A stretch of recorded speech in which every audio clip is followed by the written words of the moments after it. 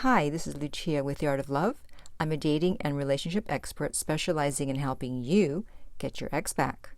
Today, I want to talk about when does no contact start working? How the heck should I know? That is the honest answer. I mean, there are so many variables. How can anyone know when no contact starts working for your particular situation? However, I will make an educated guess. But before I do that, I want to remind you to make sure to subscribe so you don't miss out on any future videos. And while you're at it, tap the bell icon so you'll be notified when a new video is up. Okay, so to understand when no contact starts working, we first have to understand why no contact works.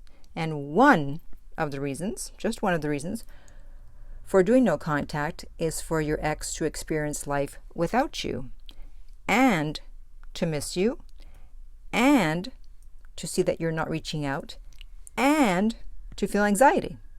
So we need all four of those things to happen.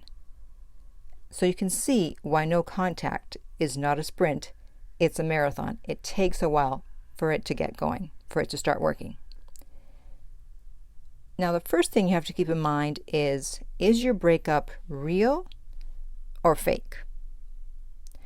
Because if it's a fake breakup, then you're going to quickly hear from your ex when you do no contact, because they were just trying to get you to do something, to behave in a certain way, to shake you up, to wake you up, and it was a fake breakup. And if you don't contact them, they're going to go, uh-oh, oops, I did it again. I made a mistake. So they're going to be reaching out very quickly if it's a fake breakup and you do not contact them. It could be a matter of days, or it could be a matter of a couple of weeks at the most.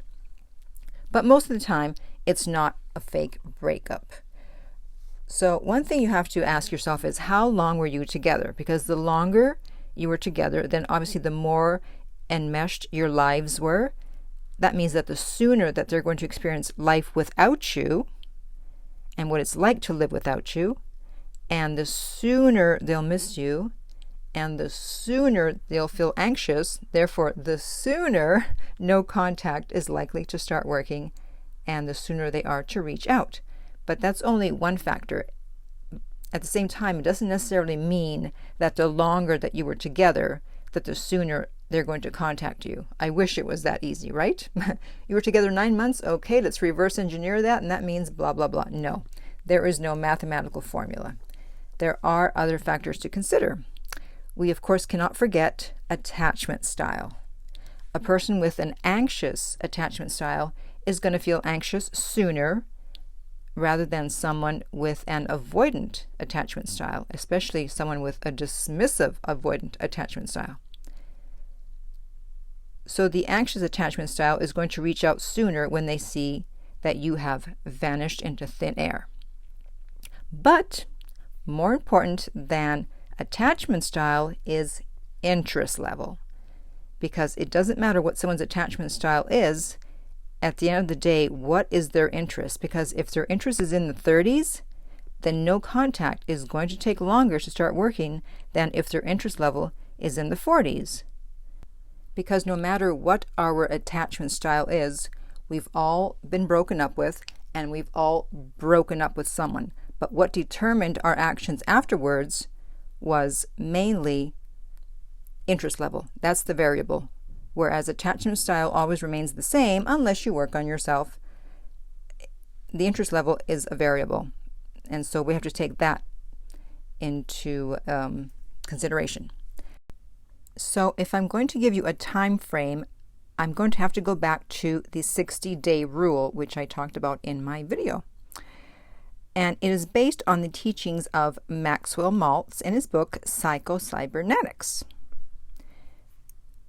So in the first 30 days, your ex is usually fine. That's why the 30-day no contact rule is BS, and there's no point in contacting your ex within 30 days of the breakup or the point of last contact. Now, moving on from days 30 to 45, that's when your ex will start to get curious, and they'll wonder why they haven't heard from you. And then finally, in days 45 to 60, they are most likely to reach out, as you've seen if you've listened to any of my no contact success stories videos.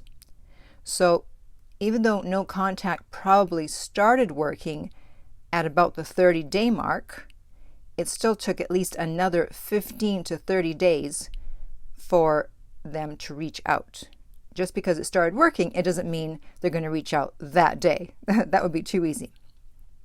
But here's the bottom line. It doesn't matter when no contact starts working. What's important is that it does work and that your ex eventually does reach out.